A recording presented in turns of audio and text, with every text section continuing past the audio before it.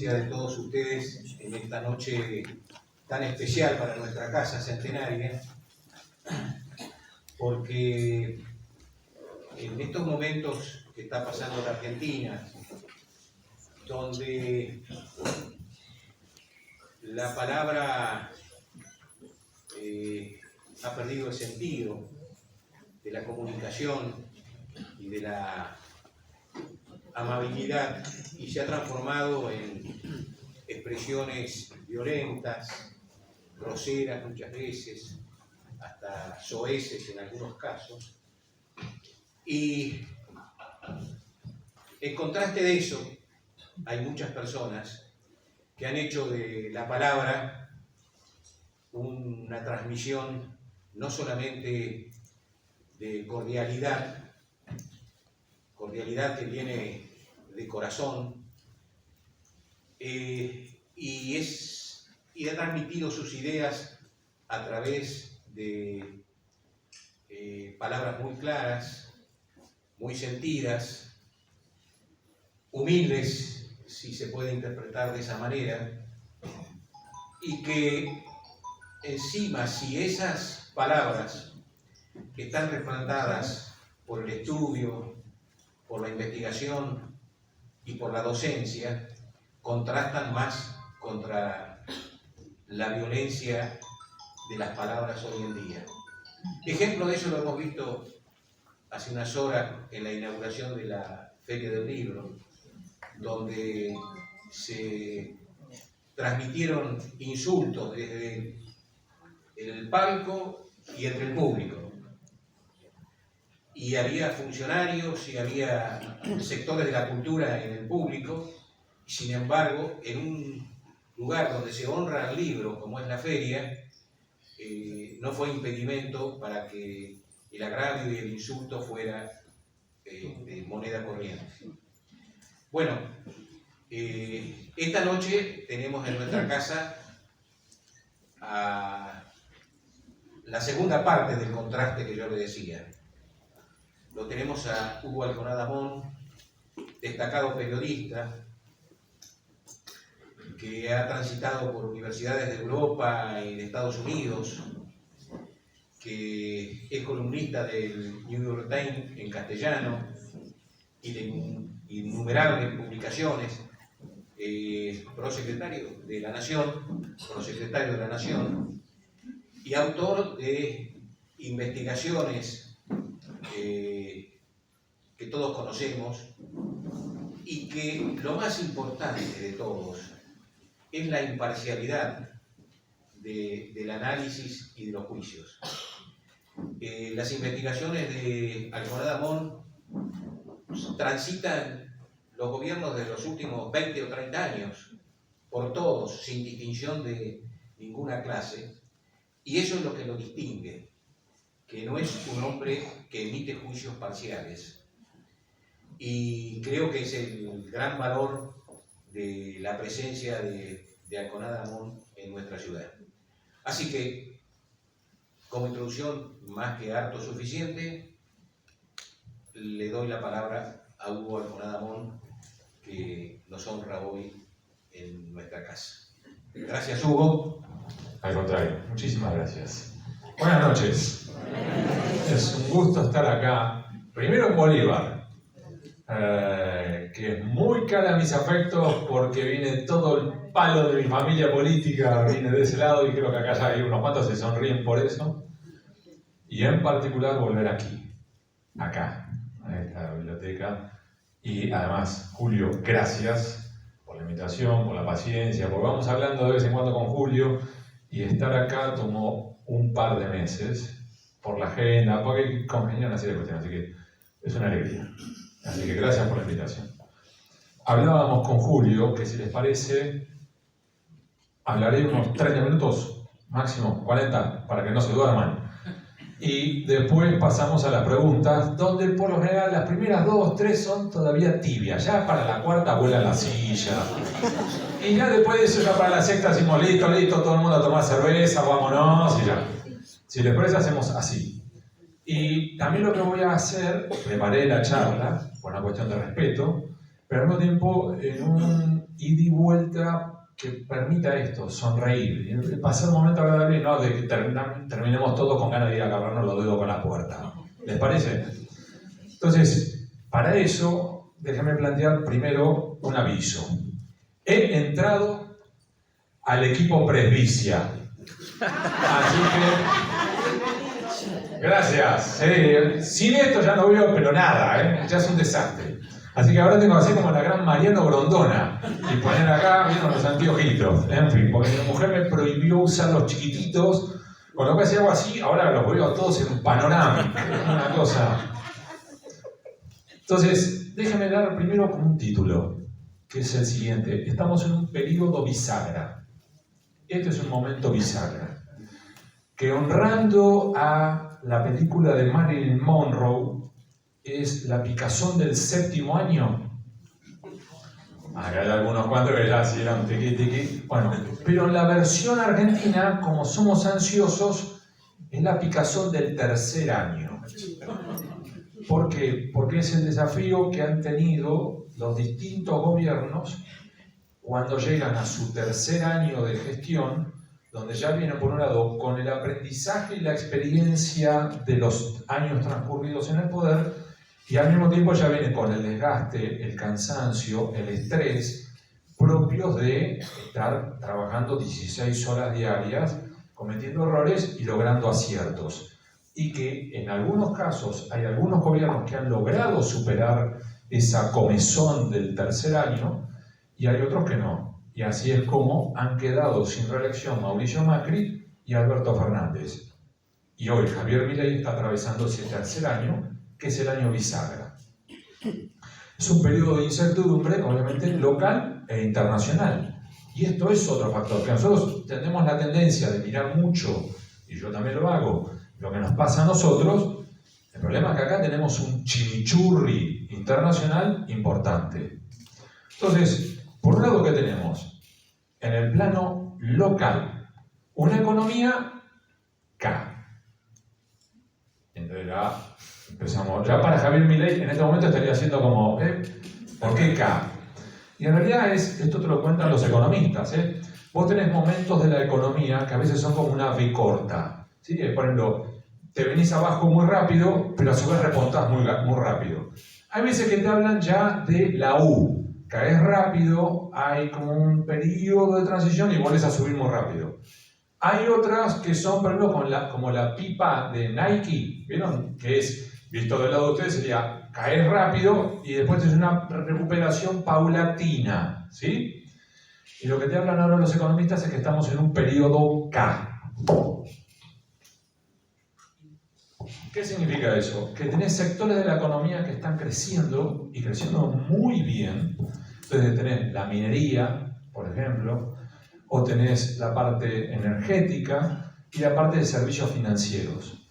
Y otro sector de la economía que viene todavía cayendo muy rápido. Comercio, industria, consumo. Entonces, en esa disparidad, la pregunta, que todavía estamos allí en el periodo de incertidumbre, es que la parte que está yendo para arriba va a lograr tirar hacia arriba a los que vienen para abajo y empiece de a poquito a repuntar, o por el contrario, lo que viene para abajo va a terminar ralentizando y apagando los motores que están empujando hacia arriba. Obviamente tenés al sector de la oposición, que no es que desea el mal del país, pero que le conviene que la economía no termine de arrancar, y obviamente Javier Milei y el equipo de Toto Caputo, que está prendiéndole las velas al sector para que repunte, ¿sí? Este es el primer factor. Entonces tenemos una economía que en términos generales está creciendo, en teoría, a un ritmo del 4% anual, pero con esta disparidad. Y esto, a su vez, te lleva a una economía que también tiene una dualidad, una economía formal y la informal. Y estamos todos metidos en ambas. Porque incluso los que estamos trabajando, por ejemplo, en relación de dependencia y en blanco, tenemos una parte que es Barrani. Cada vez que vos vas a un local, a un restaurante o a donde sea y te dicen, si pagas en efectivo 10% de descuento, guiño, guiño, estás entrando en la informal. Eso traducido en números reales te da más o menos en este momento que el 43% de la economía está en negro. Estos son cálculos oficiales. Y esto es computando además números específicos, por ejemplo, sobre la cantidad de trabajadores que están dando vueltas y demás. Ahora, a su vez, ¿qué tenemos? Que en estos momentos más o menos 4 de cada 10 argentinos trabaja en la economía informal. Pero un desafío adicional, el 70% de los jóvenes. O sea, todos nosotros que tenemos hijos en edad laboral, de hecho, yo todos los míos, de hecho los 3, porque mi hija más chica también, están entrando al circuito laboral. Y es desparejo, incluso entre mis hijos. Y en números generales, 70% de los chicos, de los jóvenes, están en negro. 7 de cada 10 chicos. Yo me imagino si ahora les dijera a ustedes, levanten la mano los que tienen hijos que están trabajando, cuántos son los que están en blanco, cuántos son los que están en negro, y eventualmente podríamos vislumbrar algo así. Factores que a su vez sumo una inflación que está en el 3%. Vamos por la positiva. Es bajísima comparado con lo que teníamos. Ahora vamos por el vaso medio vacío. Es altísima comparado con el resto del mundo. Si el 3% que tuvimos ahora, vamos por la previsión de Luis Caputo y compañía. Ellos calculaban un 10% anual. Ya tuvimos 10% en lo que va del año. A su vez, insisto, comparado con donde veníamos, estamos mucho mejor. Pero estamos allí. Y a su vez, con una aclaración, ese 3% es un 3% otra vez, guiño guiño. ¿Por qué? Porque estamos hablando de un cómputo que no termina de incluir factores en la ecuación. ¿Por qué?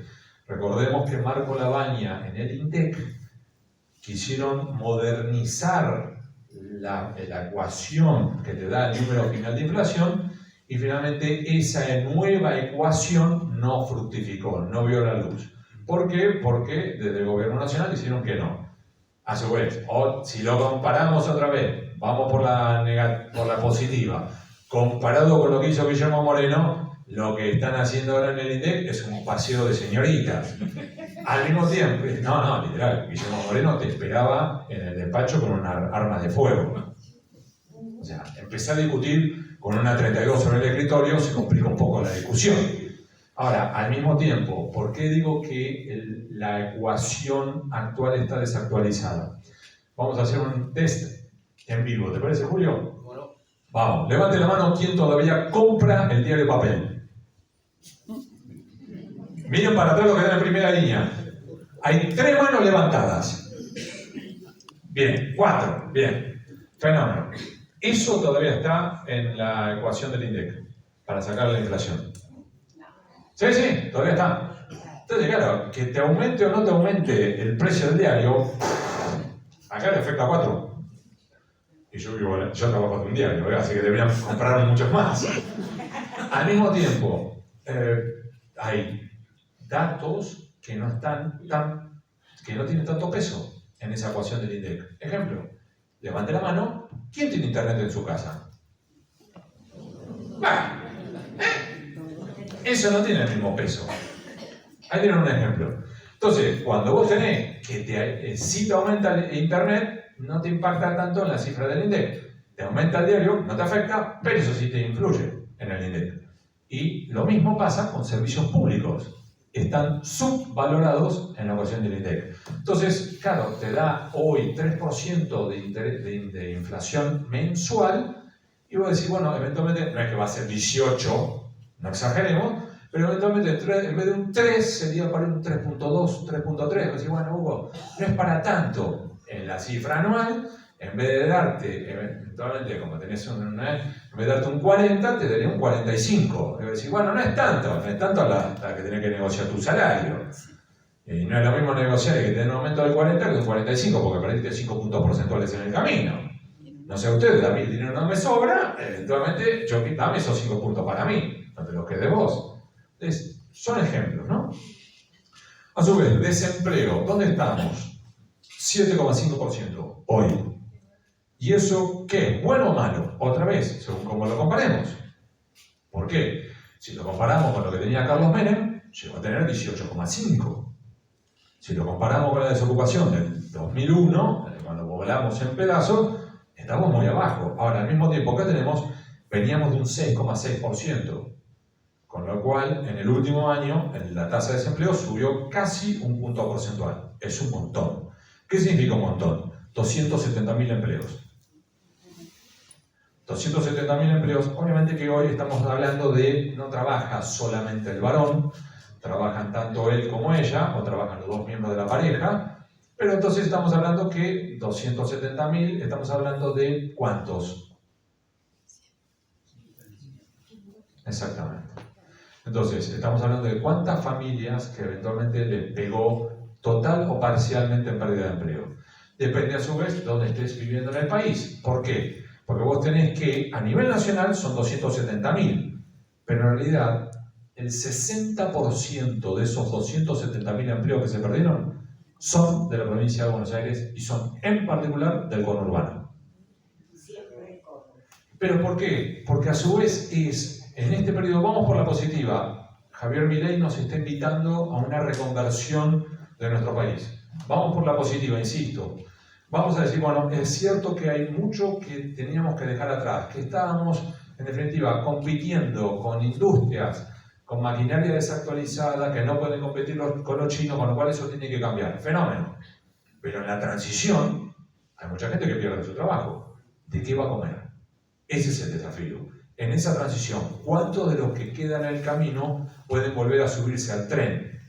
Que esto ya lo vivimos en los años 90. ¿Recuerdan cuando con Carlos Menem hubo muchas pymes que cerraron? Y que, de hecho, cuando, no sé ustedes, pero cuando uno, por ejemplo, vas dando vuelta y vas hablando con hombres y mujeres que hoy tienen por ahí 65 o 70 años, son muchos de ellos los que quedaron en el camino golpeados por el cierre de la pyme en los 90 y tuvieron que ponerse a laburar de remisero, de taxista o de muchas otras cosas. Entonces, ese desafío es también el que tiene Milei hoy. Por la positiva puede funcionar muy bien, por la negativa puede ser un dolor de cabeza. Vamos. Luego tenemos un factor adicional, la morosidad. Y ustedes dicen, explícame esto, traducímelo al español. ¿Cuántas personas se están quedando atrás en las cuotas de los créditos que sacaron? Sean créditos con bancos, o con cooperativas, o mutuales, o rapicuotas, rapipago, o lo que sea. Ese número hoy está en el 11%. Traducido al español otra vez. 1 de cada 9 argentinos está atrasado. Sí, ¿acá cuántos seremos ahora? ¿200? 160. Significa, entonces que estamos hablando de acá, hay como mínimo 18 personas, no les voy a pedir para no incomodar, pero hay 18 personas que están acá adentro que eventualmente están en este momento pensando decir, ¿cómo hago para pagar la cuota y no que me compliquen el veraz? Y es, bueno, sí, la tarjeta de crédito, ni te digo, estamos todos jugando con la tarjeta. Ahora, eso, ¿qué significa? Porque vamos a plantearlo, porque vos decís, Hugo, pero eso es mucho o poco. Es el número más alto desde 2004. Es decir, es el número más alto en 22 años.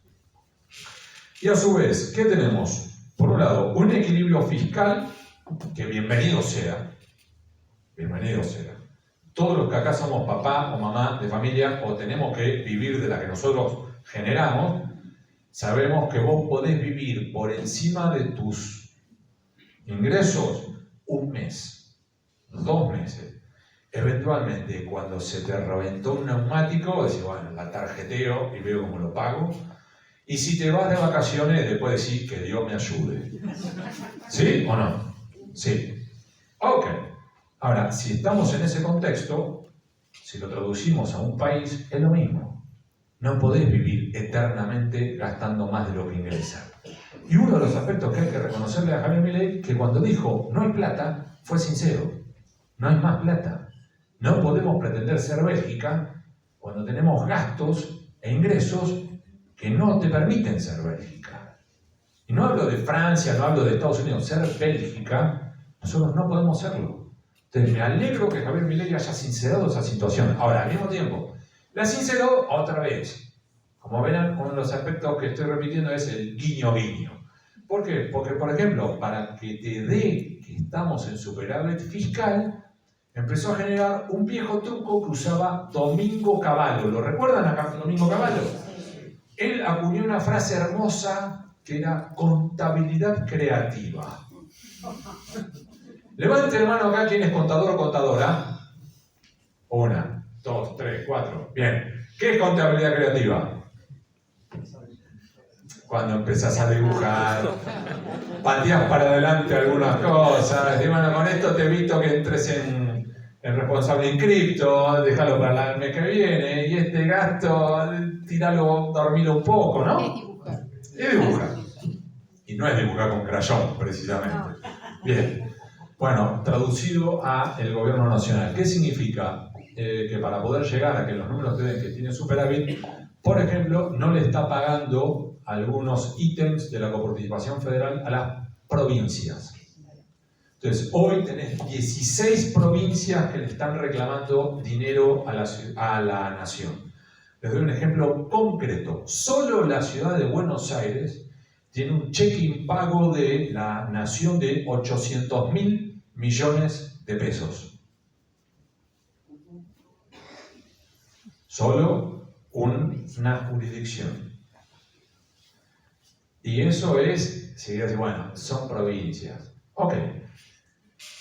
Le debe 5 meses de cheques a los laboratorios, a los proveedores de medicamentos. Hace 8 meses que no le paga al sector más pobre que recibe ayuda del PAMI. Con lo cual ya no es que estamos hablando de que no le da a provincias, no está pagando a laboratorios por medicamentos y no le está pagando a los, por ejemplo, discapacitados. Ayer yo estaba conversando con el abogado que presentó ahora una medida cautelar para tratar de obligar a Andis a que le pague a los remiseros que llevan a los chicos con autismo a los centros de atención terapéutica. No les pagan a los remiseros hace 8 meses. Desde que cayó. Entonces, estamos hablando de, en definitiva, por un lado, bien que ordenemos las cuentas. Dicho eso, hay cuentas que no están tan ordenadas, solamente estamos dilatando los pagos. ¿Bien? Vamos. Y cierro con el último aspecto que tiene algunos datos interesantes, que es el eje corrupción. Y esto déjame plantearlo de este modo. Yo me dedico a investigar temas de corrupción, administración pública, gobiernos nacionales, desde hace 25 años, como decía Julio. Todos los gobiernos desde Carlos Menem en adelante pidieron mi cabeza. Vengo con una racha fenomenal. Ni uno me perdonó. Ahora, sí. Después, haceme la pregunta sobre si te la cuentan, pero para no abrir ahora. Ahora, ¿por qué digo esto? Todo gobierno cuando llega, les voy a usar una metáfora, es como un autito nuevo. Vos te compraste el auto nuevo y vos estás feliz. De hecho, tardás 1 mes y medio en sacarle las fundas, ¿vieron ese, el plastiquito? Vos decís, el nene me lo llega a manchar y ya me arruinó el auto. Y vos te sentás, abrís el auto, no querés que fume, no querés que coma, no querés que nada, porque todavía huele a nuevo. Y ese olorcito nuevo, y de repente nos sentáramos juntos. Entra Julio, le digo, mira Julio, mi auto nuevo. Y Julio me dirá, está bien, pero hace ruido la rueda delantera. Y yo lo miré y le digo, Julio, ¿por qué no te guardas el comentario? Ese es mi trabajo. El decirte, me parece que la rueda delantera hacía ruido. Me parece que está quemando mal. Me parece que le falta aceite. En los primeros meses de todo gobierno, la gente de agarra decía, ¿por qué? No solamente a mí, a muchos periodistas, ¿no? ¿Por qué ganas de escorchar? ¿Por qué te dedicas a marcar que hace ruido la rueda? Porque es mi trabajo, decirte que hace ruido la rueda. Claro, después, cuando vos ya el auto lo usaste 10.000 kilómetros, 20.000, 30.000, vos ya le hiciste service, ya le empezaste a encontrarle las mañas, y vos ya hay un momento en el cual vos decidís, ¿este auto me lo volvería a comprar o no? Y como ya le hiciste kilometraje, ya lo rodaste, decís, sí, ha sido un buen auto. O por el contrario, no, este auto no me lo, o de hecho, esta marca no la compro nunca más. Sea nuevo o usado, pero vos ya tomaste esa decisión. Con los gobiernos pasa lo mismo. Bueno, en este momento, propio también de del escozor, de la picazón del tercer año, ya le empezás a encontrar las mañas a los gobiernos. Empezás a encontrar dónde hacen ruido los funcionarios, cuáles son las zonas más piratas, cuáles son las zonas más opacas. Eso pasa. Por ejemplo, a nosotros, ¿hay algunos funcionarios que son más llamativos que otros? Sí. Ricardo Jaime, durante el kirchnerismo, a la semana ya era una bomba de tiempo. Literal, ¿eh? Les voy a dar un ejemplo muy puntual sobre esto. Lo fuimos a ver con Pancho Olivera, gran colega del diario.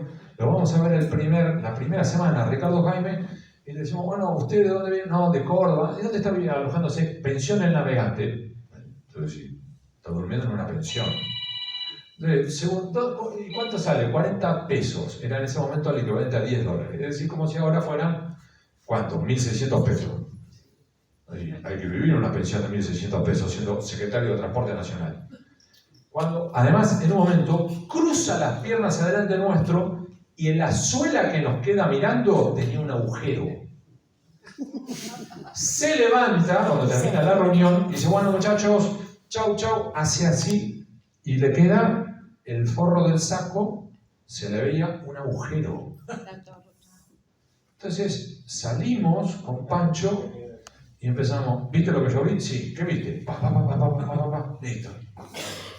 Ok, al mes lo fuimos a ver y yo me suelo vestir y saco corbata por una cuestión de respeto a la investidura del otro. Me importa un pito si el otro está en bermuda, aunque sea verano, por una cuestión de respeto. Yo voy de saco y corbata cuando entro a un despacho, sea de un funcionario, de un juez o lo que sea. Sos juez federal, respeto. Entonces, después te voy a investigar por corrupción, pero te voy a respetar la investidura.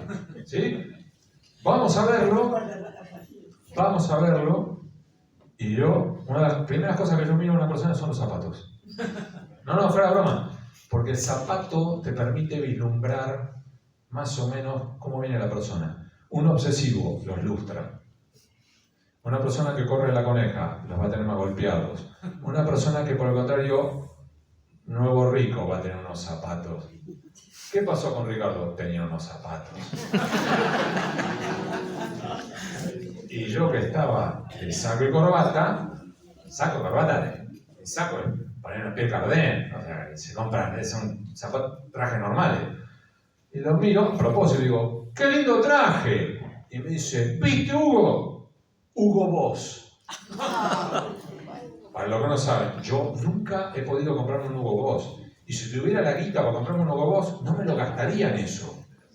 Son trajes que valen de $5.000 a $10.000 el traje. Digo, ¿en serio? ¿Los zapatos? Zapatos italianos, Hugo. Y le digo, ¿y qué hora es? ¡Ping! Un Rolex. Era todo un espanto. Con lo cual ya al mes ya sabías que era una bomba de tiempo. Otros gobiernos tardan un poco más, son un poco más prolijos, lo que sea. En el caso actual nosotros tenemos que, entre otros, en estos momentos tenemos el caso Andis, que me imagino que me van a hacer preguntas al respecto, así que no voy a demorarme ahora porque me la van a hacer la pregunta. Caso Adorni, caso Libra, uno que conocen poco, Flugoni, porque lo sacamos a la luz con Nico Viñaski esta semana, traducido es el máximo responsable del transporte y la infraestructura en la República Argentina. Se le olvidó de declarar que tiene 8 propiedades en Estados Unidos. ¿A quién no se le olvidó declarar 8 propiedades en los Estados Unidos? Vos sos contador, te debe pasar todo el tiempo. Sí. Que tu cliente está acá y dice, vos sabés que me olvidé de decirte que tengo 8 propiedades en Miami. Bueno, funcionario. Y el último, Andrés Vázquez, que se los presentó en sociedad, es el titular de la Administración Federal de Ingresos Públicos, hoy Agencia de Recaudación y Control Aduanero, ex AFIP, actual ARCA. El señor Vázquez es el jefe del SAR de los impuestos y se le olvidó de declarar ante la propia AFIP propiedades por $2 millones. Es decir, el jefe de los cazadores de evasores evade. Esto es ahora, Esto está pasando ahora. Y digo, bueno, Hugo, ¿estás seguro? Esto, ¿estamos saliendo en vivo? No. No. Entonces lo puedo contar. Sí, no, si no me queman, porque es una nota que va a salir el domingo. O sea, que ninguno de ahora me tuiteé esto. ¿Ok? Vamos a revelar que la Fiscalía confirmó lo que nosotros ya revelamos. El jefe de los impuestos evade y pidió la indagatoria de Andrés Vázquez. Ahora, este es el contexto nacional. Contexto internacional. Solamente voy a dar 4 datitos. El primero, tenemos un señor pelirrojo en los Estados Unidos que es una bomba de tiempo. El señor Donald Trump, que no sabes a qué atenerte, y ese es uno de los factores que más te reprochan. Yo fui corresponsal ante la Casa Blanca. Y uno de los reproches que te hacen en la arena internacional es: me importa nada si vos pensás blanco o negro, pero me tenés que permitir saber a qué atenerme. Porque si yo sé que vos pensás negro y yo pienso blanco, ok, podemos tratar de buscar un punto común. Eventualmente, una corbata negra con pintitas blancas. Y entonces, bueno, bienvenido, mira, llegamos a un punto común. Blanco y negro. Fenómeno. Lo que no se permite en la arena internacional es que vos me digas rojo y cuando nos sentamos a firmar decir, bueno, en realidad ahora pienso azul. Bueno, ok, rearmamos el documento para que sea azul y ahora me digas elefante, Julio. Sí, ¿cómo elefante? Estábamos hablando de colores. No, ahora hablamos de animales. Eso es imperdonable. Bueno, eso pasa con Donald Trump. No sabes a qué atenerte. Porque no sabes si, por ejemplo, las tarifas de importación a los Estados Unidos es 20, 50, 100, 200 o 50. Entonces, ¿cómo vas a exportar a los Estados Unidos si no sabes cuál es la tarifa? Del mismo modo, no sabes qué está pasando con Irán. Porque no sabes si llegaron a un armisticio o no. ¿Alguien sabe hoy si está abierto o no abierto el estrecho de Hormuz? Sí, ayer estaba abierto. Ayer, hoy ya no. Ya no. Ahí tenés un ejemplo. Entonces, y esto no es bueno, Hugo, pero ¿qué significa eso para un Javier Milei? Que, por ejemplo, Macri era amigo personal de Donald Trump. Esto es real. Sí. Esto es posta, no solamente jugaban al tenis. Al golf. Cuando eran al golf, no solamente eso. Cuando eran jóvenes salían juntos de noche en Nueva York. Imaginen a Mauricio Macri y a Donald Trump juntos con Guita en Nueva York de noche. La casa está en orden, diría por sí. Bueno, aún así, a Macri, Donald Trump le modificó la tarifa de importación a los Estados Unidos, o en realidad exportación de la Argentina a Estados Unidos de limones. Sí. Es decir, bueno, con los limones. Fue un impacto para la economía regional del noroeste argentino galopante. Fueron cientos de millones de dólares en pérdidas decididas de 24 horas. El gobierno de Mauricio Macri le hizo un agujero así. Eso es un ejemplo puntual. Entonces, para Javier Milei es un desafío, porque por un lado, abrazar a Donald Trump le vino bien, para ese también tiene otro riesgo. Si te abrazás tanto a Donald Trump, si ahora en las elecciones de este año Donald Trump pierde, y los demócratas te van a decir, vos eras amigo de Donald, ahora no vengas a pedir ayuda. Entonces, va a ser un desafío. Eje número 1. Eje número 2, Ucrania. Después, si quieren, hablamos sobre eso con el compañero Vladimir Putin. Que hay que tener cuidado cuando uno habla con él o sobre él, porque te puede mandar a envenenar. Ese es un pequeño detalle. El tercero es el Medio Oriente, que a nosotros nos parece lejísimo que nos está pegando, entre otros factores hasta por el precio del combustible. Y no solamente por eso, hay una derivada que parece muy lejana, pero nos pega. ¿Que cuál es? Que vos tenés que, por ejemplo, el aumento del precio del petróleo te lleva a un aumento de múltiples precios en múltiples países, que eso a su vez lleva a múltiples países a elevar a través de sus bancos centrales la tasa de interés, que para nosotros que aumente la tasa de interés Italia o el Banco Central Europeo.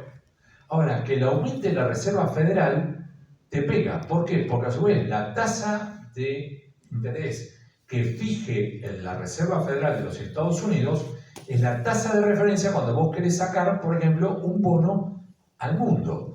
Y entonces, cuando vos sos, por ejemplo, el riesgo país es esa tasa adicional que vos tenés por encima de la tasa de la Reserva Federal. Con lo cual, por ahí, medio punto más en la tasa de la Reserva Federal te lleva a que la Argentina pueda o no pueda salir a los mercados internacionales. Entonces, algo que parecía lejísimo, te dice que a su vez a la Argentina, cuando tenga que salir a pagarle, por ejemplo, los títulos que ya emitió, no le puede pedir dinero a Wall Street, sino tiene que darse vuelta y decirle a los bancos argentinos, ¿me das dinero? Y traducido, ¿eso qué significa para nosotros?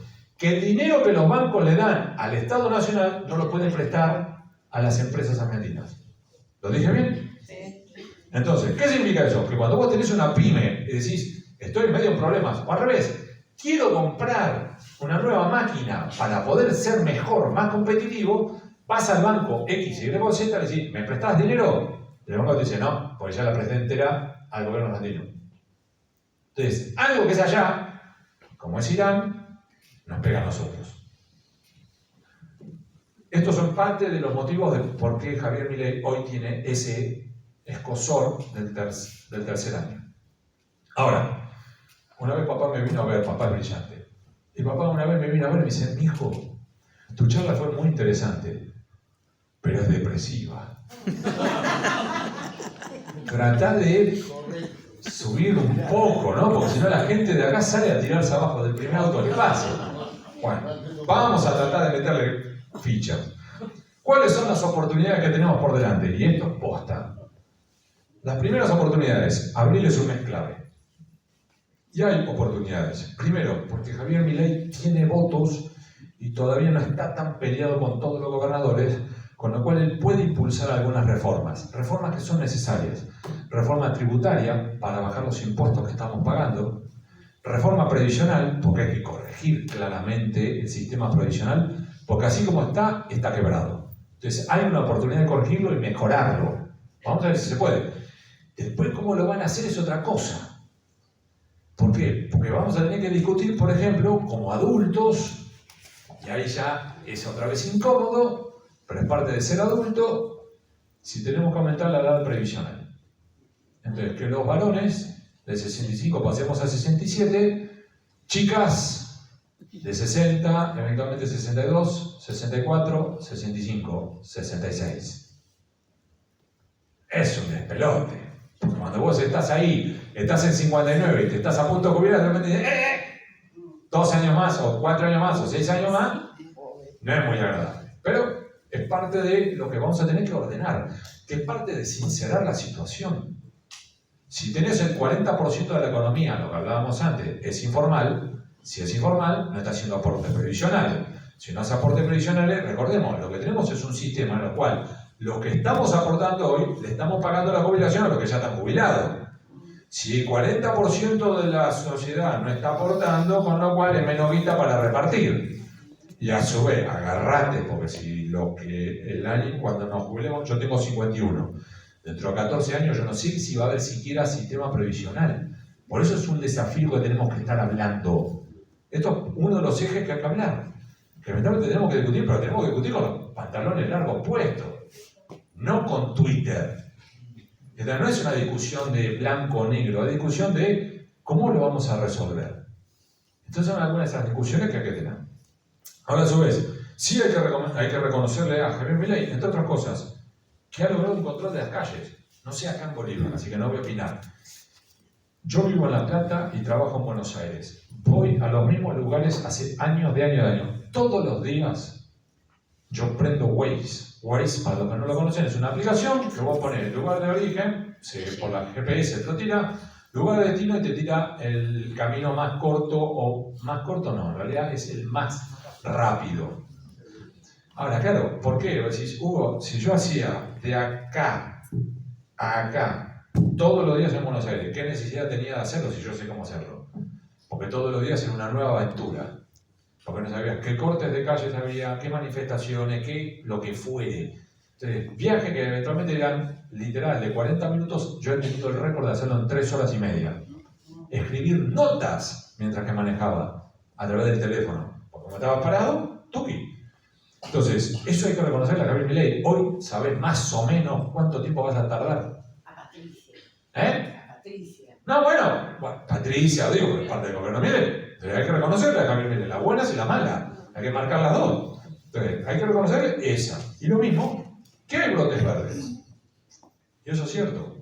Hay sectores de la economía que están repuntando. Y además, es muy distinto. Ustedes todavía, y nosotros, estamos en la provincia de Buenos Aires, que tiene sus cosas. La Patagonia está en el sector norte, sobre todo en la parte cordillerana, todavía no. Pero ya empiezan a moverse como diciendo, somos los nuevos ricos, Julio. Porque claro, se están ilusionando y me parece bien. Se les están abriendo nuevas perspectivas, por ejemplo, con la minería, ¿eh? Ojo. Y en la Patagonia con vaca muerta. Ojo. Y lo digo bien, porque eventualmente eso te puede generar toda una reconfiguración social. Porque eventualmente si hay muchas pymes que están cerrando en el conurbano, eventualmente después va a venir otro desafío. Y no será necesario mudarse y abrir una pyme lejos del conurbano y más cerca de Vaca Muerta. Levante la mano, ¿quién estuvo acá en Vaca Muerta? Bien, bueno, 4. Todavía medio Far West. Hay mucho para hacer. Vos que estás allá en el fondo, ¿vos también te viste en Vaca Muerta? Bueno, mucho por hacer. La cantidad de oportunidades que se te pueden abrir en Vaca Muerta. Y no estoy hablando de poner una panadería, Julio. Estoy hablando de jugar a fondo, ¿no? Obviamente que depende de múltiples factores que todavía están en el aire. Pero hay zonas, y San Juan, La Rioja, con minería, si se llegan a concretar un par de proyectos, es como para armar el bolso o Carrión y... Hola Rioja, ¿cómo andamos? Ojo con eso. Ahora, claro, también tenés riesgos propios, que son, por ejemplo, las internas y las externas. Y en esto estoy hablando de peleas. Las peleas entre el sector de Santiago Caputo y Karina Milei, claro, nosotros las contábamos hace 6 meses y la gente no te las creía. Claro, ahora ya están a los insultos públicos entre el líder Lemoyne y el gordo Dan. Eso venía ocurriendo desde hace tiempo, pero si así son en público, imagínense en privado. Les voy a dar un solo ejemplo de esto. Cuando estalló y se filtra el tema de Andis, ¿se acuerdan los audios? Sí. En el diario tenemos como distribución de tareas. Por ejemplo, campañas electorales. Vos tenés el que va a seguir, vos Julio te encargás de seguir a, no sé, Rodríguez Larreta. Vos te vas a encargar de seguir a Patricia Burri. Vos a Sergio Massa. Vos a... Y te reparten tareas. En las elecciones yo me encargo de financiamiento electoral. Mi equipo y yo nos dedicamos a eso. Cómo se recauda y cómo se gasta. Más allá de lo que declaran, lo que pasa. ¿Sí? Cuando ocurren, por ejemplo, casos como el caso Andis, lo mismo. Está el que se va a encargar de la cobertura de las novedades judiciales. El que se va a encargar de... Y en ese caso yo me encargué de verificar primero si los audios eran auténticos. Ese fue mi trabajo. ¿Eso posta o están adulterados? Segundo, ¿quién los filtró? No sé, estás ansiosa, ¿eh? Quiero que hable más de Karina. ¡No, pará! Entonces, 1, ¿son auténticos los audios? 2, ¿fueron adulterados? 3, si son auténticos, ¿quién los filtró? Les hago el resumen. No te pongas ansiosa. El resumen es, tardé una semana. A la semana, yo logré que la gente que rodea a Pañuolo, más no voy a decir, porque fue off the record, me dijeron, los audios son posta. No importa que ahora digan lo contrario, los audios son posta. 1, 2. ¿Quién los filtró? Respuesta de la gente de Pañuolo fue mi número 2. Yo sospecho de la esposa de Fernando Cerimedo, que es un tipo del espacio libertario. Hablo con Cerimedo, le digo, ¿fuiste vos? Respuesta, no, yo no fui, fue Marcela Pagano, del espacio libertario. Hola Marcela, y Marcela me dice, no, yo no fui, fue Guillermo Franco, jefe de gabinete libertario. ¿Fuiste vos? No, fue Marcela Pagano. Comentario, se tiraban el muerto entre todos los libertarios. Ninguno dijo fueron los kirchneristas, o fueron los radicales, o fue el PRO. Era fuego amigo, con lo cual me importa un pito quién fue, pero queda clarísimo que esta era una pelea interna. Entonces, cuando me di vuelta y hablo con él, digo, número 1, los audios son posta, y 2, esto es una pelea entre ellos. Clarito. Entonces, hay problemas en los cuales hay veces tu mayor problema no está afuera, está adentro. Este es otro de los desafíos que tiene Javier Milei. Ahora, vamos agarrando esto antes de abrir a las preguntas. El factor clave acá, y siempre lo ha sido a la hora de reelegir a un gobierno, es las expectativas. Y entonces no pido que me lo digan en voz alta. Vos también. Cada uno tiene que responder esta pregunta. Hoy, ¿yo estoy mejor que hace un año? Y expectativas es, ¿yo cómo me veo a mí mismo y cómo veo a mi familia? ¿Mejor dentro de un año que hoy? De esa respuesta habitualmente se define si un gobierno es reelecto o no. ¿Por qué? Porque incluso, esto está medido, cuando vos tenés que, aun cuando estoy mal, yo avisoro que voy a estar mejor, estoy dispuesto a votar. Y hay una derivada de esa, ¿saben cuál es? Aun cuando yo sepa que me va a ir mal a mí, si yo vislumbro que al país le va a ir mejor, parece un chiste, pero no lo es, estoy dispuesto a sacrificarme. Esto está medido que esto ocurre. Entonces, por eso digo, esto es una respuesta que tiene que cada uno definir para sí mismo ahora. ¿Estoy bien? ¿Voy a estar mejor? ¿Va a estar mejor mi familia? ¿Va a estar mejor mi país? Esa es la respuesta que todos tenemos que responder. Eso se llama expectativas. Entonces, en esa línea, la personal y la del país. Y en esto, ¿saben cuál es uno de los factores? Y esto pasa cada 4 años. Y todos los gobiernos les pasa lo mismo. Le prenden una vela a San Lionel Messi. Santo patrono de las expectativas y el buen humor social. Y esto, a ver, no es una cuestión de Milei, esto le ha pasado desde que Lionel juega al fútbol, su primer mundial fue en el 2006, y desde entonces está medido que cuando cuando a la selección argentina le va bien, aun cuando no saca campeón, pero mira, llega a semifinales, perdés en primera ronda como Marcelo Bielsa y es toda una bosta y el mundo es una porquería y ya lo sé y siempre fue así en el 510 y entonces estamos todos pateando piedrita por la vereda y demás. Y por el contrario, decir, salimos campeones del mundo, pero estamos corriendo la coneja, pero salimos campeones del mundo. No es corche, salimos campeones. Y salimos todos de la bandera, me incluyo. Que parte de mi cábala hace 4 años era meterme en la pileta en calzoncillos. Largo de explicar cómo terminé con esa cábala, pero funcionó, salimos campeones. Y siendo bilardista no se toca, así que tengo guardado el calzoncillo. ¿Y en invierno cómo va a ser? Me importa un pito, porque además fue en la casa de un amigo, que éramos los amigos que estábamos ahí, hacía mucho calor, yo no había llegado malla, salimos, bueno, ganamos el partido, pon, pileta, calzoncillo, pileta. Siguiente partido fue los mismos amigos, ninguno nuevo, la misma ropa, así que yo fui el mismo bermuda, el mismo calzoncillo, la misma pileta. Salimos campeones, así que el primer partido voy a ir con la misma ropa que la tengo guardada, ya le dije, poner a limpiar la pileta y va a haber que echarle una garra porque es invierno. Esto te pido que no lo saques en Facebook. No me quemé, ¿ok? Pero en parte estamos... Va a ir a noviembre, no a junio. Claro, ese es el problema, ese es el desafío. Pero en definitiva, el chiste, pero todos le prendemos una vela y el humor social cambia. Yo soy pincha, cuando pincha sale campeón, yo te con ánimo, obvio. Vengo de muy buen año hace varios años, porque venimos muy bien. Lamentablemente. Eso, tripera, vos.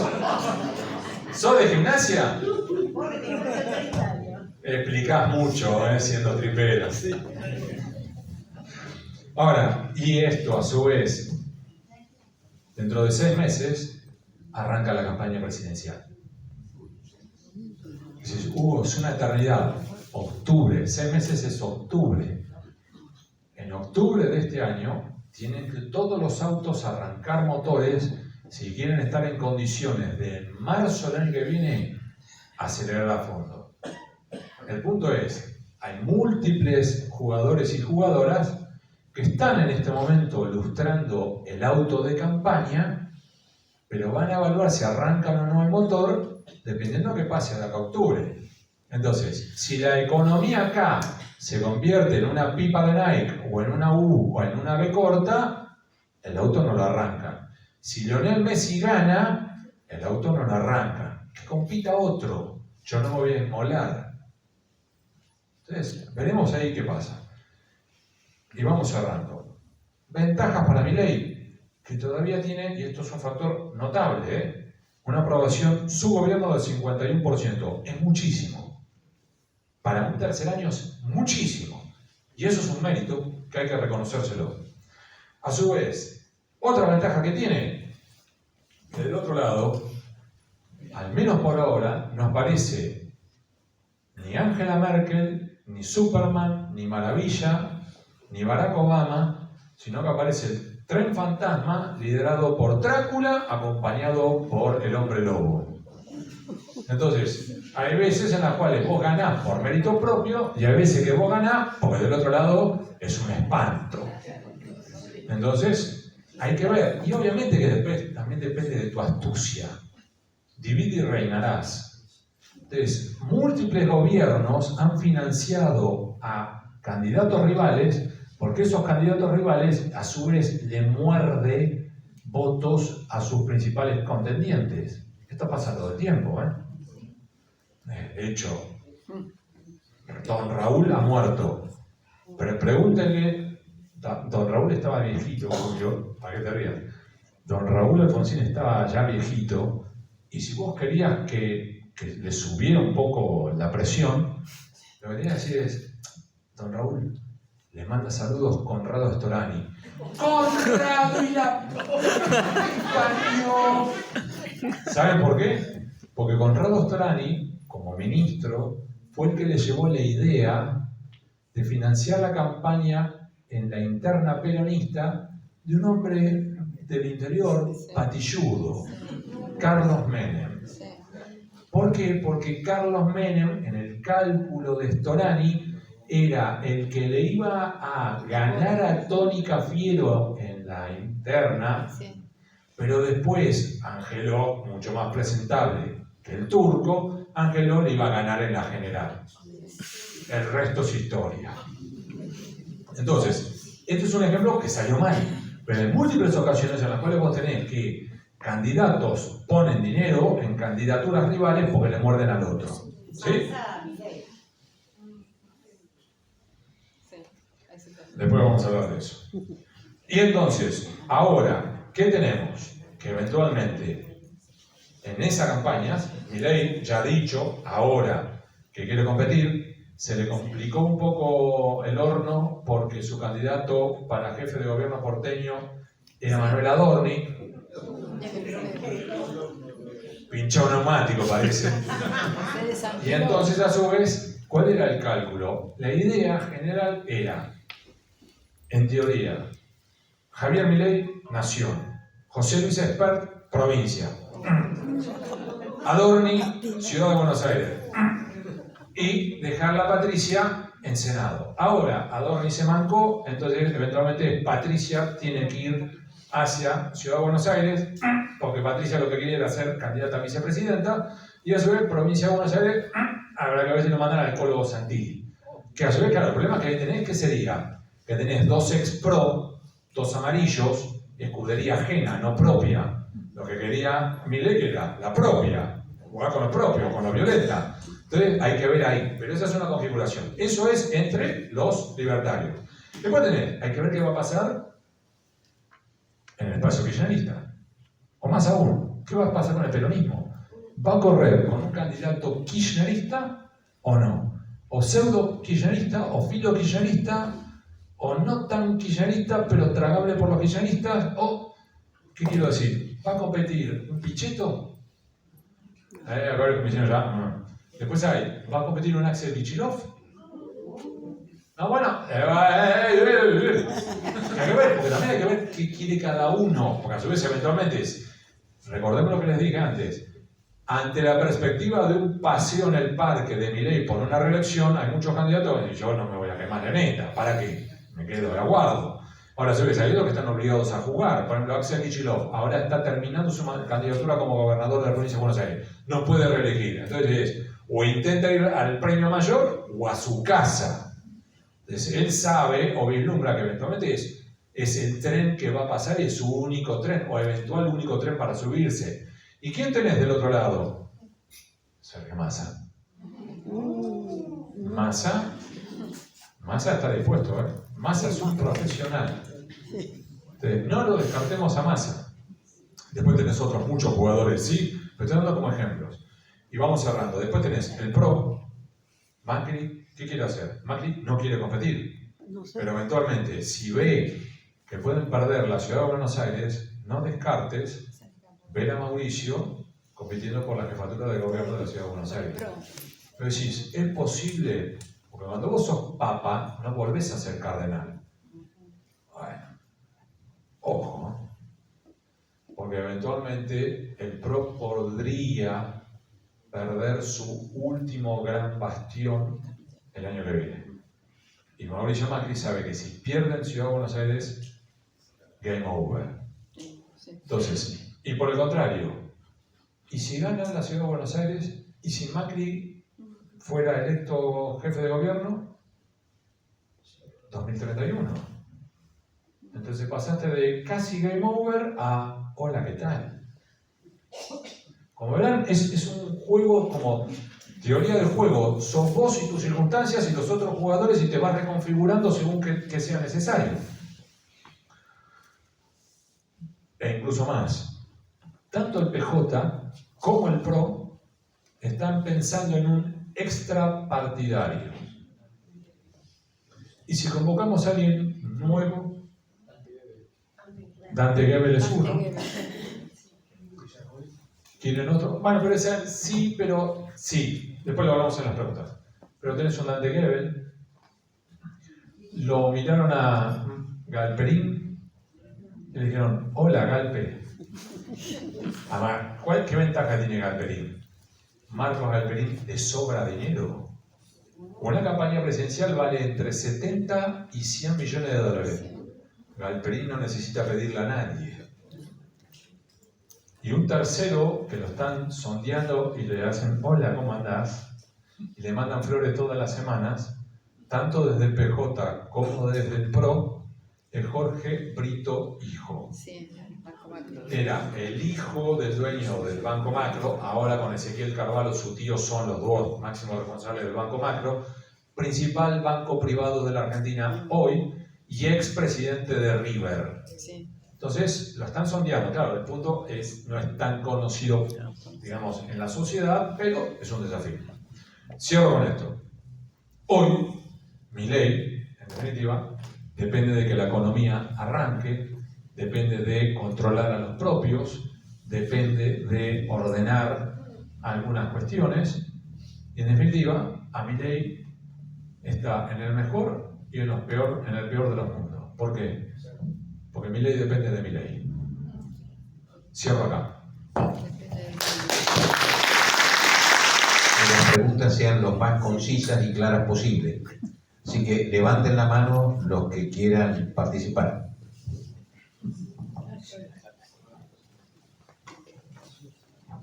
Hugo, buenas noches. En tu experiencia dentro de esa curva de economía acá, como históricamente si hubo, te lo pregunto, tengo 41 años, no lo recuerdo, si hay un histórico y en tu previsión, ¿cuál puede llegar a ser, acorde al contexto o en la salida? A ver, hubo situaciones de economía acá en el pasado, en el sentido estricto, acá los economistas lo corregirán más que yo, en sentido estricto no. Hubo situaciones parecidas, relativamente sí. Ejemplo, 2002. Devaluación, y lo que tuviste que fue con esa devaluación, por un lado el campo hizo así, y el campo sí arrastró al resto, dijo, vengan para acá, vamos para arriba, y entonces empezó a traccionar maquinaria agrícola, empezó a generar en múltiples zonas del interior. Lo cierto, y tuviste una ventaja adicional, al haber habido una devaluación muy fuerte, el mercado argentino era muy barato, eso generó que hubiera un boom de turismo, donde estaba lleno de brasileños, por ejemplo, que además esos empezaron a bajar guita de manera impresionante. Por ejemplo, en la zona de Mendoza, por ejemplo, allí hubo un boom con toda la zona bodeguera. Y el tercer factor ahí que fue que la mano de obra argentina era baratísima. Entonces hubo muchas empresas que vinieron, por ejemplo, en el sector servicios, cuestiones de informática y demás, y empezaron a bajar acá empresas y a poner call centers y demás. No eran los puestos de trabajo ideales, pero fueron como 3 motores que rápidamente llevaron a la economía, que después la duda era, lo que se llama en economía es si era el rebote de un gato muerto. O sea, no, horrible la expresión. Pero la idea es que incluso un gato, cuando cae, se estrella contra el piso, incluso cuando cae, muere, rebota. Entonces, si esto era auténtico, no, terminó siendo auténtico. Y después hubo puntos adicionales, que eso hay que reconocerle al kirchnerismo. El kirchnerismo generó algunas políticas públicas procíclicas que alimentó el motor, por ejemplo, el motor del consumo, y eso ayudó, no solamente el kirchnerismo, también el dualdismo, y eso potenció todavía más el crecimiento que fueron en esos primeros años a tasa china. Eso es cierto. Entonces, a su vez, hoy, ¿qué tenés? Un Javier Milei que, por un lado, él está compenetrado de sus ideas y él está convencido que lo que tenemos que hacer es retirar al Estado, acortar el gasto público, liberar la mayor cantidad de dinero del Estado y que a su vez eso permita bajar los impuestos, liberar a los bancos de los encajes para que a su vez eso genere, por ejemplo, más crédito y eso funcione como un motor auténtico de una economía real que impulsa al sector privado. Sí, pero también los precios Esta es la internacionales. versión. ¿Cómo? Los precios Y los internacionales precios lo internacionales. acompañaron. Exactamente. Que a veces tenés suerte, a veces no. Fernando de la Rúa fue un espanto porque no lo ayudaron a poner los precios de las commodities. A veces te pasa, a Las veces... commodities tocaron precios que no volvieron a tocar. Exactamente. Es que, por ejemplo, lo que se llama en la jerga de los economistas es tener viento de cola o no. Hay veces que el mercado internacional te empuja, Sí. no tenés el precio de la soja a nivel récord. Te viene fenómeno. Y a veces vos haces todo bien y el precio de la economía de la soja es un espanto, te querés matar. Te querés matar. Ahora, en el caso vos tenés la discusión que estás viendo hoy, que vos tenés que en algunos aspectos, aun cuando este gobierno es libertario, y después, por debajo de los radares. ¿Me escuchan todos? Sí. Te hacen algunas cositas keynesianas. Pero no digamos Keynes en voz alta porque Milei se pone loco. Ejemplo, esta idea de, por ejemplo, empezar a firmar al fin los contratos de cesión a las provincias y los municipios de ciertas obras públicas para que la construcción empiece a moverse. Y lo mismo que la concesión de rutas por más de 9.000 kilómetros. Eventualmente, esos son algunos de los trucos que están empezando a hacer. Bienvenido sea. Y ahora, hablando fuera de broma, bienvenido. Te doy un ejemplo de esto, que es hasta patético. Junín. Preguntale al intendente de Junín. El intendente de Junín, tipo, si vos lo apurabas en las elecciones de 2000, ¿cuándo fue? ¿El 25? Hubiera jugado con los libertarios. Posta, hubiera jugado en alianza. Pero no podía. ¿Por qué? Porque vas a Junín y la mitad del pueblo insulta a Milei en todos los colores. Por una, para ellos importante, pero lo mirás en perspectiva, una pavada. ¿Cuál era? Junín está atravesado por una vía férrea y que estaban construyendo un paso a nivel, bajo nivel, perdón. Cuando se hizo un paso bajo nivel, claro, anularon el paso sobre nivel y quedó a mitad de camino con el cambio de gobierno. Con lo cual, vos querés ir de acá a acá, por el medio de Junín, como está cortado, tenés que dar una vuelta literal para hacer 50 metros, tenés que hacer 25 minutos en auto. Posta, lo hice. Entonces, todo Junín está los insultos, diciendo, terminen esta obra de una bendita vez. El intendente de Junín, que quiso jugar con los libertarios, le decía al gobierno nacional, dame la obra que me encargo yo, papu. Firmá, nos sacamos la selfie. Cuando la inauguramos nos sacamos la selfie juntos. Yo lo pago, dámela. Y no se la daban. Y no era que no se la daban porque era rival. De incompetente, de inútil, de lento, de burócrata. porque no tenían firma o lo que fuere. Entonces, el intendente a su vez te decía, yo no puedo ir en alianza con esto, porque si voy con esto pierdo yo. Entonces, aún cuando quiero ir con vos, no puedo. Entonces, ahí tienes un ejemplo de decir, una obra pública fácil de hacer, fácil de solucionar, y que le hubiera dado votos adicionales en provincia de Buenos Aires. Eso es un ejemplo. Y la ruta 3 pasa. te puedo dar ejemplo, pero yo recorro el país. A ver, estoy ahora acá. Hace 2 semanas estuve en Mendoza. Antes de eso estuve cada 2 semanas viajo. Hablo con intendentes, hablo con gobernadores. ¿Sabes la cantidad de gobernadores? Me dice, lo único que quiero es que me entreguen la obra. Yo me encargo de hacerla. No te sale un peso, dámela. No lo logran. Vamos. Buenas noches. Hola. Vos dijiste que uno de los desafíos que tiene Milei es interno, cuando hablaste de las peleas y eso de no ajustar la tropa y esto que estás diciendo de las obra pública, todo esto, ¿no significa un problema de liderazgo? Que en realidad un líder libertario, por ejemplo, pondría a Santiago, a la hermana, bueno, se callan la boca y vamos todos para un solo lado. Digo, eso es lo que me hace ruido. ¿Vos crees que puede haber un problema de liderazgo? Y después, si querés contar el artículo que salió en un diario español. ¿Cuál del diario español? Creo que era el de Barcelona. ¿El de Barcelona o en El País? El País de España, el mío, vos decís el último mío. Listo, está. A ver, vamos por partes. Cuestión de liderazgo / cuestión de personalidades. Para bien y para mal. Porque, a ver, Menem, ¿te podía gustar o no? Frívolo o no. Pero tenía un tipo de liderazgo. ¿Cuál era? Yo voy a jugar al golf. Te nombré jefe de gabinete. Hacé tu trabajo. Cuando tengas que tomar una decisión estratégica, me preguntás. Todo lo que sea táctica o del día a día es tuyo, que para eso te contraté. Y si ibas a jugar al golf.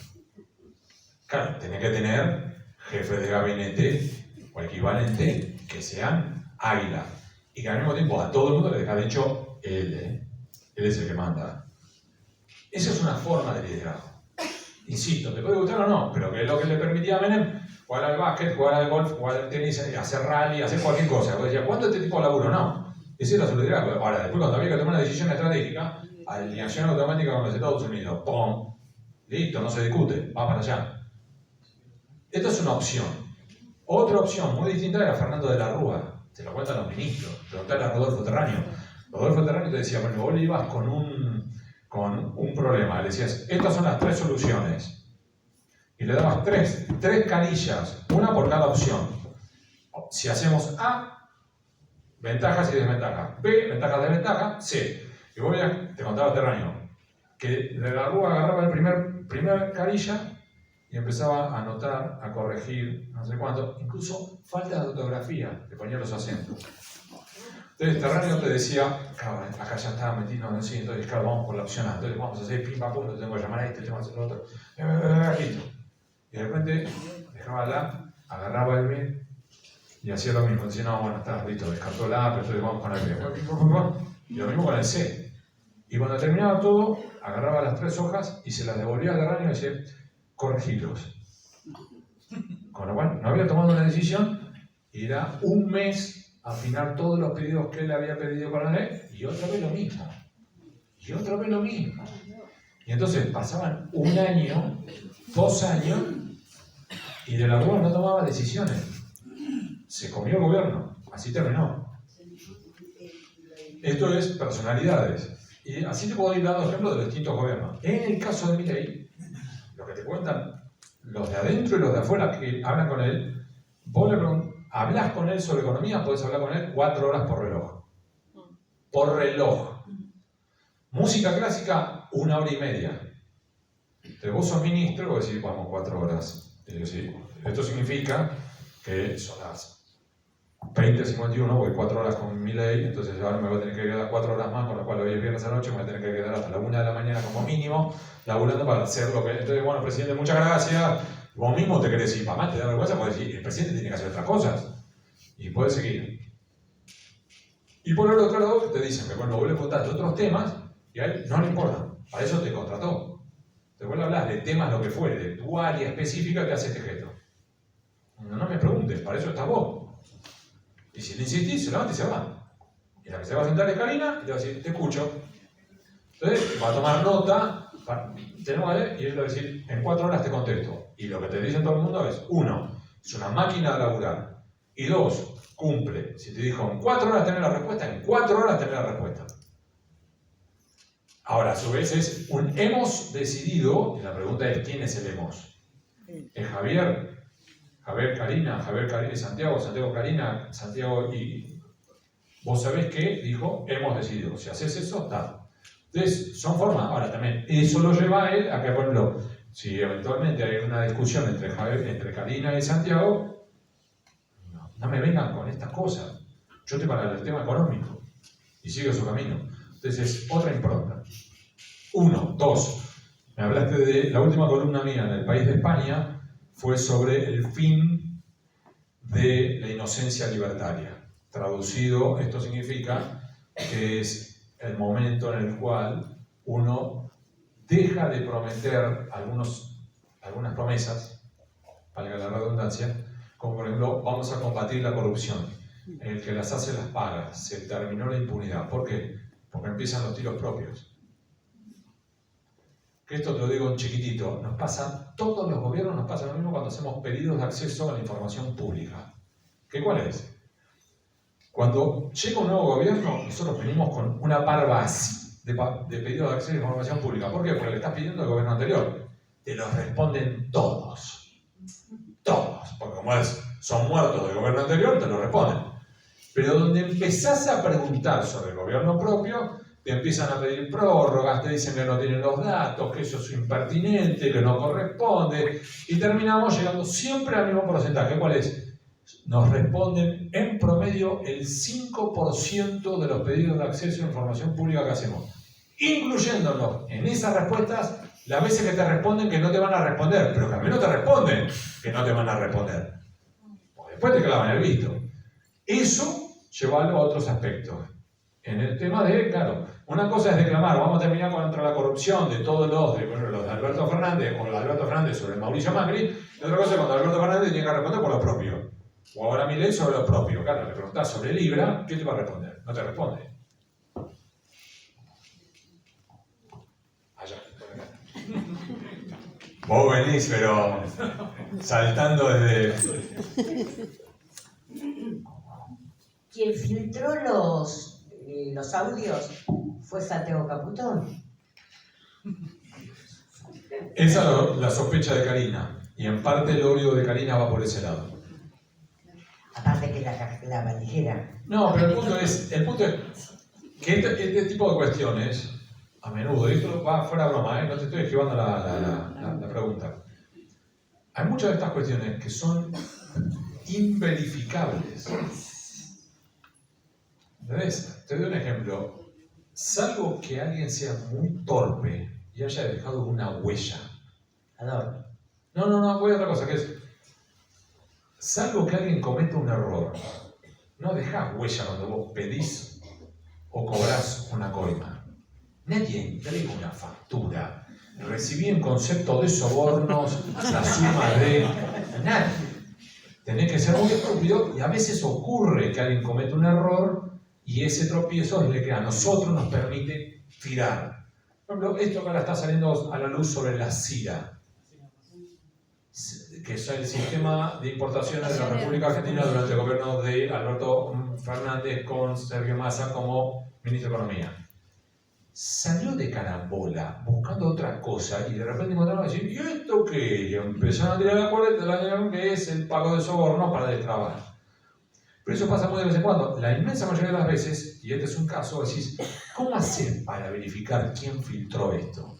Pero Hugo, perdón, en ese caso de la CIRA no hay registro. Aparentemente podría. ¿Por qué? Porque hay veces que no es que es un recibí la suma de en concepto de, pero a veces vos encontrás formas de que podés tirar de la cuerda o decís esto esto no se sustenta, esta factura es trucha, este servicio no ocurrió, ¿entendés? Este bien no se entregó. Y ahí es donde yo digo, uy, te doy un ejemplo puntual sobre esto. Almato, Manuel Vázquez. Claro, pero te doy un ejemplo de esto. En Venezuela. ¿Cómo salió a la luz el espionaje durante el gobierno de Mauricio Macri, que me espiaron a mí? ¿Saben cómo fue? El Juzgado Federal de Loma de Zamora estaba investigando a una banda de ladrones de autos y autopartes. Hicieron una serie de allanamientos y, entre otros, allanaron a una persona que no sabían que era policía bonaerense. Le secuestraron el teléfono, le abrieron el teléfono. Ese señor era parte de un grupo que compartían, porque son tan imbéciles, que lo compartían por WhatsApp. En el grupo de WhatsApp que se llamaba Super Mario Bros. Y en ese grupo de Super Mario Bros. Estaban los comentarios sobre cómo estaban espiando gente por orden de la Agencia Federal de Inteligencia. Y entonces, por ejemplo, aparecía, lo estoy siguiendo a Anaconda, porque son tan genios que para esconder a quienes espían usan la inicial del primer apellido, Alconada, Anaconda. Y tan brillantes que decían, lo estoy siguiendo a Anaconda, ¡pum! Foto mía. Son genios. No van a saber que soy yo. Entonces estaba la foto mía, la foto de mis hijos menores de edad, la foto de mis padres octogenarios, la foto de mi mujer, la foto de mi casa, la foto de mi auto y yo entrando, siendo filmado cuando entraba, por ejemplo, a los tribunales federales de Comodoro Pi. Saltó de carambola, claro. Donde haces así, es decir, ¿quién más es miembro del grupo de WhatsApp? Y en vez de decir, vengan todos ustedes, estúpidos. Y después va con la siguiente. ¿A quién le reporta este grupo WhatsApp? Al número 3 de la AFI, vení para acá, estúpido. Y después, y seguís tirando para arriba, hasta que de repente la Cámara Federal dice, bueno, en realidad son cuentapropistas. Sí, dale. Y yo me chupo el dedo. Vos tenés que estos tipos se les ocurrieron espiarme a mí por decisión propia. Se levantaron un día de la mañana, Julio, y dijeron, hoy tengo ganas de espiar al Conada. Y se pusieron a espiarme, porque les dio ganas. No hay una orden superior de eso. Entonces, eventualmente, en el caso de Sila pasó eso. Estaban investigando, hicieron una serie de allanamientos, embocaron a una serie de empresarios y esos empresarios tenían transferencias insólitas. Ahí es donde está, eventualmente, la hilacha de la cual vos podés empezar a tirar. Y en el caso hay que ver qué puede surgir del teléfono de Diego Españolo. Cierro con esto el comentario. ¿Cuál es? Hay un dato no menor. Yo esto lo publiqué, yo creí que iba a ser un escándalo y no lo fue. Fines del año pasado yo publiqué 2 notas espaciadas un mes. Conté por un lado que un apoderado de La Libertad Avanza había contactado a los abogados de los inversores perjudicados en Libra para indemnizarlos en negro Para casarlos. a cambio de que no se quejaran en tribunales y despegaran a Javier Milei y a Karina Milei del caso Libra. Un mes después publiqué que ese mismo apoderado de La Libertad Avanza contactó a Diego Españolo y le ofreció ponerle abogados y garantizarle que tribunales no lo iban a molestar a cambio de que despegara a Javier y a Karina Milei del caso Andis. El mismo operador en el caso Libra y en el caso Andis. ¿Quién era ese operador? El apoderado de La Libertad Avanza, Santiago Viola, hoy flamante viceministro de Justicia de la Nación Argentina. Qué casualidad. Entonces, nada, vamos, siguiente pregunta. No. No, le toca otro. No, ya, va. Después, igual, fuera broma, me voy a quedar acá afuera y seguimos charlando. Fuera broma, no. O sea, sí hacemos rotación, pero me quedo un seto acá afuera. Vamos, así vamos haciendo rotación de gente que quiera preguntar. Posta que fuera broma me quedo afuera y seguimos charlando. Pero no vamos a hablar del fútbol. ¿De? Fútbol, nada. Vamos, sí. Si es estudiante, podemos ir adelante. ¿Sos billardista? Sí, así es. Vamos. Así es. Somos mayoría. Hugo, buenas noches. Un gusto estar con usted acá. Gracias a la invitación que le cursó Julio y su comisión, claro. Sí. Una preocupación que hoy hizo varias comparaciones. Ya mi disco rígido está explotado con tanta información. Cuando decía un año atrás estuvimos peor o mejor. Un año atrás, yo, particularmente yo, y soy un jubilado, diría, teniendo presente la gente que está acá, casi de privilegio. Mucho mejor un año atrás. Y si vamos 2 años atrás, mucho mejor. Hoy día he perdido casi el 60% del poder adquisitivo. Ha manifestado que, claro, lo de Vaca Muerta, yo conozco muy bien todo eso, por camionero de la Patagonia mucho tiempo, y vi crecer todo eso. Falta mucho para que poder absorber, o por la posibilidad de que muchos argentinos nos radiquemos allá, jóvenes. Yo con 66, obviamente que no. Jujuy lo mismo, va a ser una potencia eso a nivel nacional. Y a su vez nos comentó la deuda que tiene el gobierno nacional con Buenos Aires, ni hablar lo que tendrá con el resto de las provincias o con algunas provincias. Teniendo en cuenta todo eso, no escuché que usted dijera, o se me pasó a mí, el Estado Nacional tiene suficiente plata y la idea de cómo va a ser el Estado Nacional para poner la plata en el bolsillo que nos falta a los bonaerenses, por ejemplo, hablo de nuestra provincia, y solucionarnos el problema delicadísimo que tenemos en salud, que en el caso de nuestra ciudad tenemos muchísima gente que ha dejado de ir al médico a hacerse los controles obligatorios o mínimos porque los recursos no están, estamos pelados, no hay plata, ¿verdad? La respuesta es, depende. Javier Milei, él está convencido, es decir, no es una pose, no es un discurso. Él está convencido que el Estado es maligno y que hay que acotarlo al mínimo. Y que eso conlleva a que cada uno tiene que darse maña. Y que incluso, esto lo ha dicho antes la televisión chilena, ¿por qué tengo yo que, digo, en el caso de él sería, ¿por qué yo contribuyente tengo que pagar impuestos para ayudar a discapacitados? Si fuera mi hijo lo tengo que pagar yo, pero si es el hijo de otro, ¿por qué? Esto lo dijo él en televisión. Eso realmente es su concepción. Sin entrar en consideraciones si está bien o mal. Yo estoy explicando cuál es su consideración. En ese contexto, como comenté antes, él lo que considera es que hay que reducir el Estado, sector público, Estado nacional, provincial y municipal, al mínimo posible para que gaste menos, para que entonces sea necesario menos dinero de todos nosotros para poderlo sostener. Eso lleva a que todos nosotros, al pagar menos impuestos, tengamos más dinero en nuestro bolsillo y que con ese dinero, eventualmente, vos decís, bueno, yo tengo más dinero en el bolsillo, listo, invito a mi mujer esta noche al restaurante. Entonces yo pongo dinero, en vez de dárselo al Estado, en impuestos, se lo doy al restaurante. El del restaurante, a su vez, porque tiene más dinero de todos los que fuimos a comer, contrata más empleados, un chef más. Ese chef más, a su vez, que antes no tenía empleo, se compra una motito. Esa motito, y así. Entonces, a través del sector privado va a haber una motorización de la economía más auténtica. No digo que esté bien o mal, esta es la visión de Javier Milei. Entonces, eso, a su vez, tenés otro desafío, que es, y en el mientras tanto, porque suponemos que eso es correcto, me voy a entrar en consideraciones si es correcto o no, cada uno, en su propia mirada, responderá a esa pregunta.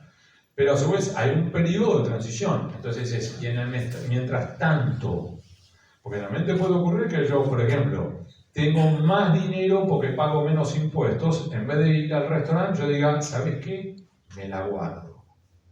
Y me la guardo simplemente porque como sé que de acá a 14 años no va a haber jubilación en Argentina, me la guardo para ahorrar. Ahora a su vez, porque le desconfío de los bancos argentinos, porque ya se estrellaron en 2001, la saco al exterior.